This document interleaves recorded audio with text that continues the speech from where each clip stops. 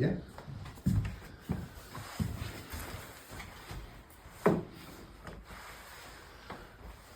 So,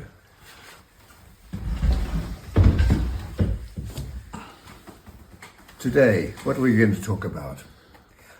At this moment, I don't know. I'm just going to find out while we are talking. And there are many things that I think are important. And I want to concentrate on a few things. One of the first things to speak about today is basically piano playing. And what is important? What do we need in piano playing? What is really essential to be seen? What must we hear? What do we need? And I think there are some things you can conclude on this. Must say, for me, what has been very helpful has been making a study of all of the old legendary pianists. I've learned a tremendous lot for them. Also in the playing of contemporary music, the playing of ordinary repertoire, but certainly also for contemporary music, using techniques that really have been involved and used by all the greats of the past. But let's just talk about a few things. One of the first things I would like to talk about, and what I think is important, is the way we must feel easy when we're playing, even when we're playing the most complex pieces. If we're playing, for instance, works in the past, from Liszt, of course, and Chopin, the most difficult works were in those days difficult. Works like the Hammerklavier Sonata from Beethoven were, in the time of Beethoven, quite difficult pieces. They were not played at the time. People didn't know really how to tackle them. This has come with a lot of experience. And the same thing today, works, for instance, by Sarabji, by Boulez, and other more recent composers like Maurice Verheul and others, are still needing to be discovered and played, because this is a technique which goes much further than what we've experienced in the past. Okay, that being said, what do we do about it? Well, my opinion is the following. I think we've got to start with some very simple things. There are many things that are not so often discussed in piano playing. In fact, I've discovered, working with some really talented young people, that they're never, hardly ever, discussed during lessons. And a few of these things I would like to just mention. One of them is the use of the fingers. I think just let's go through that one by one. The fingers, okay. We know they just go up and down, which is a very easy way of thinking about it. But there's much more to it, of course. It's the way we use the arm, the way we use the body, and how this combines together to create our technique so that we can go much, much further. This is not so simple because, as we just mentioned, the fingers just go up and down. Okay, fine. That makes a sound. We can easily make a sound on the instrument. It's just done like without thinking. And that is the problem. It is too easy. I think there's much more to it. For instance, the fingers are one thing, but the arm is the next thing. How the arm works together with the fingers is important. If we just do this, it may sound quite good, but it's just the beginning.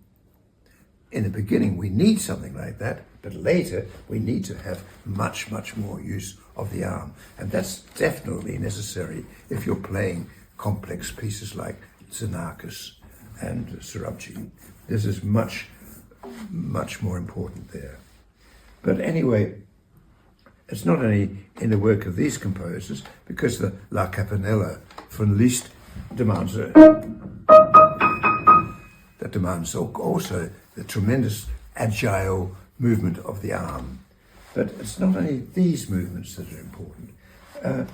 For instance, what do we do with the keys? I learned a lot from the piano playing of Busoni. Of course, I'm too young, you wouldn't believe it, but I'm too young for really having seen him live performing, but I have spoken with a lot of people who have. And what they did say is basically how he played. Surabji knew how he played, and I've spoken with Surabji. I had 9 meetings with Surabji, and we discussed piano playing also. And it was interesting. One of the things that Busoni wanted to do, he wanted, for instance, every key to be able to return with the finger, so that the key does the work, not the finger. The finger doesn't do anything. The finger just comes back with the key. That basic non-legato touch is the very basis of the technique of Busoni. It wasn't only the technique of Busoni, it was basically also the technique of Horowitz and many other great pianists of the past. And somehow we forget that. The next step was making that non-legato or staccato into legato. Of course, that is one step further, but it's not so difficult. The main thing is to get this principle of releasing of the key and the finger. That's important because it's a relaxation point. So that's, in fact, what we've discussed first as being difficult is actually simple, but we've got to do it, and it's never done. But this is only the beginning. Then we have, what does the arm do? Well, the arm has a function. It can move in circles. It can go a little bit out. The elbow can move in small circles. And that helps because that gives us very much quick control to move from one place to the other on the keyboard. And that makes it really super, super fast. We do need that sometimes. Of course, it's just a fact that the music is not always slow, so we've got to really have the ability to go incredibly fast, but we must be able to do it in an easy way. But okay, so the arm, and that means if we've got this feeling of relaxation and circular movement in the arm, that has a movement also forwards in the key. And for instance, when we play Schubert, for instance, the way to play this is moving forwards.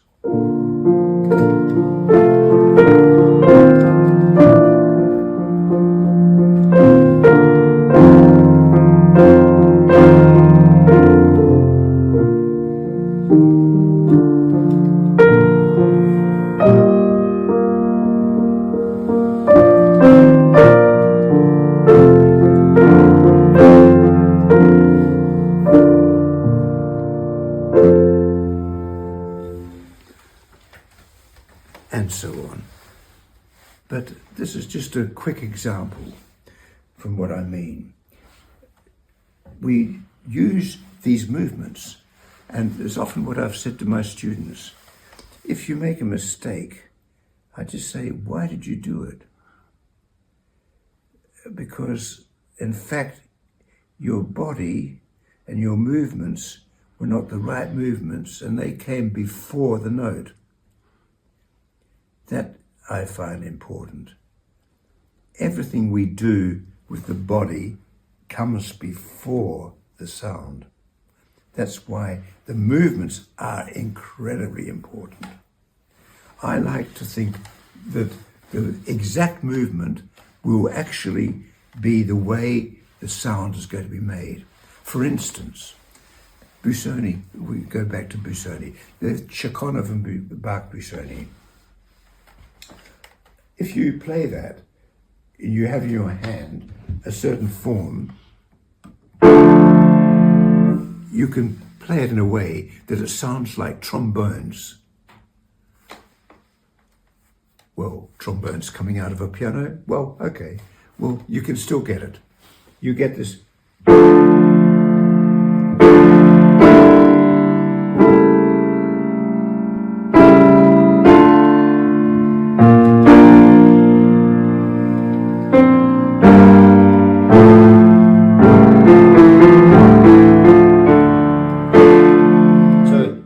Form.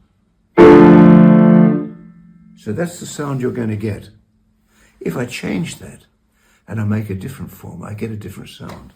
If I do this, well, it's not anywhere near the sort of tone that you need for this piece, but anyway, it's a different sound, and it's again demonstrated by having a different way of playing. So these things are important. Another thing important, and that was definitely in the case of the older generation of pianists, the legendary pianists, was playing on this part of the finger. Not too much on the tips and not too flat, but just about that point, which means it's exactly like when you just hold your hands and they are just absolutely long. You're walking naturally on the road, and that's the form of your hand. And if you put that form of the hand onto the keyboard, then you're about right. It's about the same form. If you don't change it, you get that. And that comes exactly at that point that I mentioned. And it's just a very natural feeling for playing.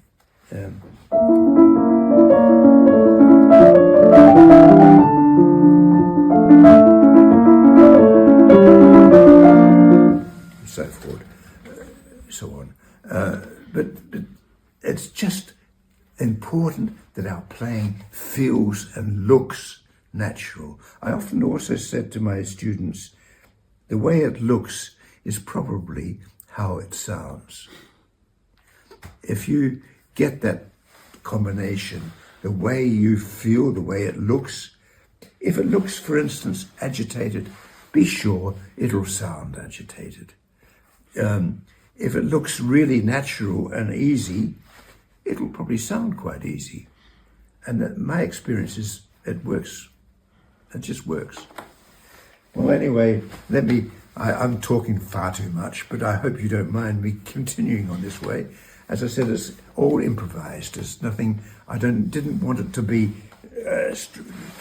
these days, everything is far too strict. I believe the problem we have with editing of recordings and all these things, it goes too far. You can almost edit anywhere in a recording these days, and it's wonderful that it exists, but it shouldn't. It would be better if we just had the normal way of playing, just a performance as it's actually made.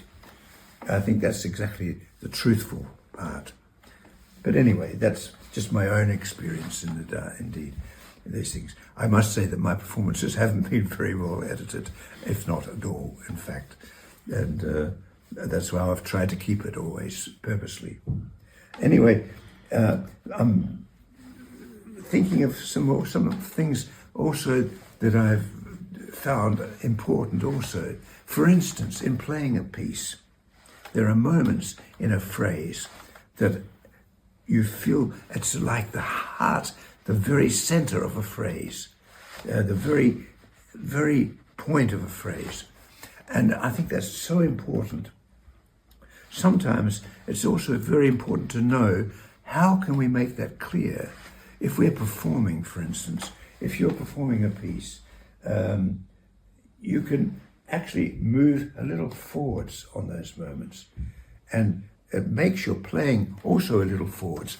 Arthur Schnabel spoke always, he said that the playing should feel forwards. And he actually did this. His actual playing was really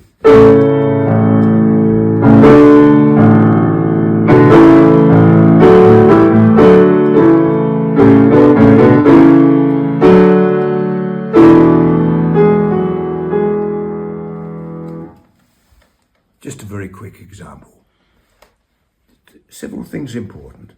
The moment of moving forwards is important. The way you do it, how much you do it is important. And it's only just a moment, because it's just to give the phrase the clear direction of where it's going, what it's all about. That brings me to the next subject, and that is, what do we hear? And then we get into an area of actual what we are doing and what a listener really hears. You know, I often think when I hear performances that, well, it's very well played, but it's not a performance that I'll remember longer than the moment that I'm listening to it. The day after, I've forgotten it. There are only a few performances that I think stay in your mind endlessly. You don't forget them. Why? This has been one of the things that's fascinated me, and it still fascinates me. What is the difference? What does that? I think there are several things we've even spoken about that have got something to do with it. But still, I think projection is one of the main things. And that projection is important. How do you project something in a hall, a large hall? It's definitely different than when you're playing in a small room. And the trouble today is most pianists are practicing in a small room. They're not practicing in a large hall. And I think that's a huge difference. And it helps you to find a way to project your themes and everything to a large public. For instance, I often say to discover that when you're practicing in a large hall, just play the right hand or the theme and listen to how it sounds in a large acoustics. You probably will change a lot of things. And some of the things you're going to change, you're going to discover where a theme needs to slow down just a little bit. It's not large amounts, it's just a small amount. Where does it slow down? Why does it have to slow down there? What is the reason? What do we want to hear? Is it because it feels that way? I think this is important. So many pieces are played almost metronomically. They sound like a metronome. And they sound so much like a metronome that it really becomes uninteresting. I think there are just the smallest differentiations of sound and tempo that are necessary in the playing of every piece. Beethoven has discussed it, and people said in the day of Beethoven that he did it himself. Of course, he was a great improviser. He could improvise just on anything. If you could just turn a piece of music upside down, he would improvise on that also. I think that's a typical thing from that we somehow forget, that a lot of the music of Beethoven is also basically created out of improvisation. And we do forget this. And I think that applies to so many things. I've tried to apply it to some of my performances. And some have been successful, some a little less, but it doesn't matter. That's the way it goes in life. You can't expect it always to be at the highest level. And it's not. That's the way we've got to experience, and I think that's why I like that.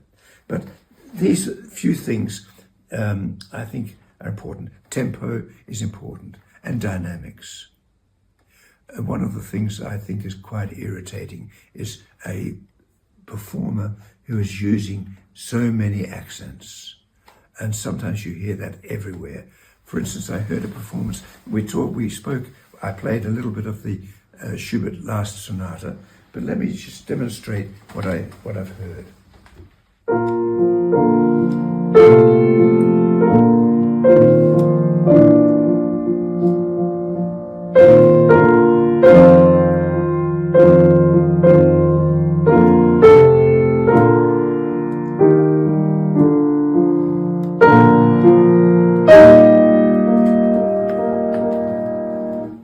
exaggerating it a little bit, but it was something like this.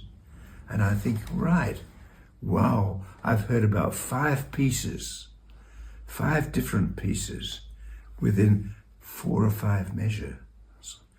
It's just every measure something new, something different, which doesn't seem to organically fit into the whole thing. And that's one of the things that I felt so important for young people and for all musicians, the way we play organically. What does it sound like if you just look at the logic of it all? Just logically thinking, even naively looking at the music, just registering it in a way that we just have never heard the piece and we're listening to it for the first time. What do we hear? What do we want to project to an audience? And then the next thing is, what does the listener actually hear? Well, I think the most listeners don't hear that much. I think they basically probably hear just the long notes and maybe the climax with a bit of luck. If it's clearly made, they might hear the climax. That's about it. The faster notes, I think you can forget them because I don't think they actually register in the ears of the most listeners. Of course, someone who is busy with music, they will hear this. Of course, we all hear that. But many listeners are not able to hear this. But this is not something that I say is wrong. It's the way it goes. And I think we've got to somehow find a way to make that clear. So when we're playing fast passages, I think we've got to somehow make them clear. They mustn't be too fast. We've got to make the clarity of the passage and to make the meaning of the passage come through. I think it's so important. Well, these are things I can demonstrate. But for instance, we've been discussing the Schubert Sonata. You've got a passage here.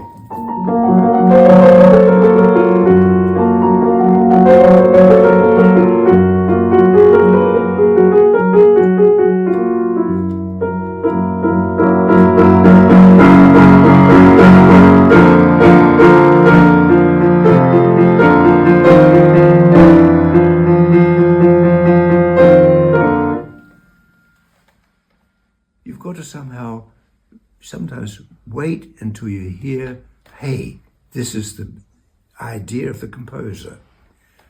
And that comes at this moment. You get this. When it goes to the major key again, coming back to the original key. That's an important moment. And it's got to really be very clear. And that, I think, makes it clear to the listener. I think that's what the listener does definitely hear. I think often the problem is not with the listener, it's with us.